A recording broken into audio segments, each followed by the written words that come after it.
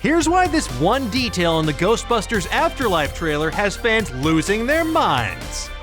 Ghostbusters! Despite all of the back and forth surrounding the franchise over the past couple years, it's still a series that's near and dear to many of our movie-going hearts. So when the first real look at the sequel was unveiled this past weekend's Brazil Comic-Con experience, we waited with bated breath as the reactions began to trickle out. And thankfully, it looks like fans answered the call and are pretty much completely on board with this sequel. And in fact, many are already starting to lose it over one hyper-specific detail that may reveal way more than you think about this movie.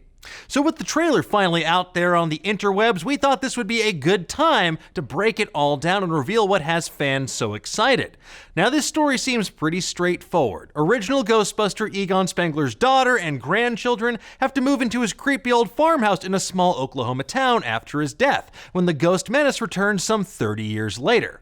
Of course, the trailer is full of Easter eggs and references to past Ghostbusters films, with the obvious ones being things like proton packs, the Ecto-1, jumpsuits, a PKE meter, and a ghost trap. But there were also many other callbacks to the OG films and characters, like the stack of books in Spengler's house. You're right, no human being would stack books like this.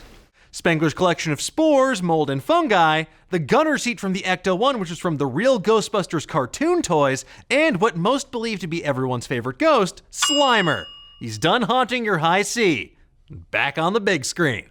But the one Easter egg in particular that has fans thinking they've cracked this case wide open was when McKenna Grace's Phoebe walks towards Shandor Mining, which is a huge connection to the first Ghostbusters and that film's villain, Gozer the Gozerian. Now, if you need a refresher, Ivo Shandor is the name of the entrepreneur who, in Ghostbusters lore, led the cult of Gozer in the 1920s. He's also the person who built 550 Central Park West, Dana's apartment building that was a superconductor for spectral activity in the first film and brought Gozer the Gozerian into our realm.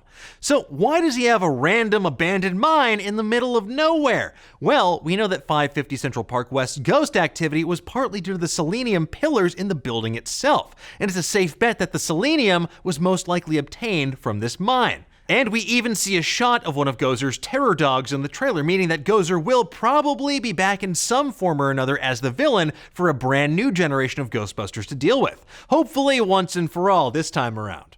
Now, there may have even been a subconscious visual connection to Gozer with the shot of the shopkeeper with a bunch of keys. Has this film perhaps found its new key master?